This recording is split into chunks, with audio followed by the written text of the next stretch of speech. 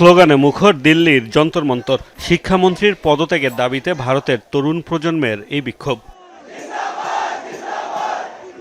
তরুণ প্রজন্মকে নিয়ে ভারতের প্রধান বিচারপতির তুচ্ছ তাচ্ছিল্যের জবাবে ঠাট্টাচ্ছলে খোলা হয়েছিল টুইটার পেজ ককরোচ জনতা পার্টি। পরে খোলা হয় ইনস্টাগ্রাম অ্যাকাউন্ট। কয়েক ঘন্টার মধ্যে যা আলোড়ন তোলে ভারতীয় জেনজিদের মধ্যে। আলোচনা তুঙ্গে থাকা ককরোচ জনতা পার্টি সোশ্যাল মিডিয়ার গণ্ডি পেরিয়ে এখন রাজপথে। প্রতিষ্ঠাতা অভিষেক দীপকের ডাকে শনিবার প্রথমবারের মতো বিক্ষোভ করেছে তরুণরা। দাবি শিক্ষা ব্যবস্থার সংস্কার, শিক্ষামন্ত্রীর পদত্যাগ।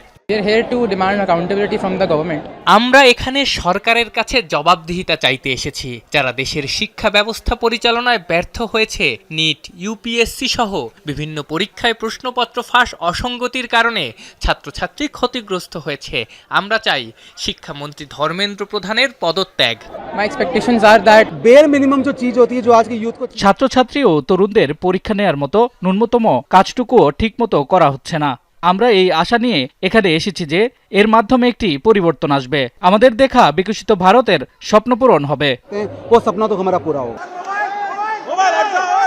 জেনজিদের আন্দোলন ঘিরে শনিবার সকাল থেকেই যন্তর মন্তরে ছিল পুলিশের ব্যাপক উপস্থিতি। সুদূর যুক্তরাষ্ট্র থেকে দেশে ফিরেই কর্মসূচিতে নেতৃত্ব দিচ্ছেন অভিজিৎ দীপকে। এরই মধ্যে যোগ দিয়েছেন ভারতের আলোচিত পরিবেশবিদ সোনাম ওয়াংচুক। শিক্ষামন্ত্রীর পদত্যাগ দাবির পাশাপাশি নরেন্দ্র মোদীর সরকারের বিরুদ্ধেও ক্ষোভ ঝাড়েন বিক্ষোভকারীরা। বিজেপি সরকার হিন্দু মুসলিম বিভাজনের রাজনীতি করছে এমন অভিযোগ তাদের। মোস্তফা মাহমুদ, যমুনা নিউজ।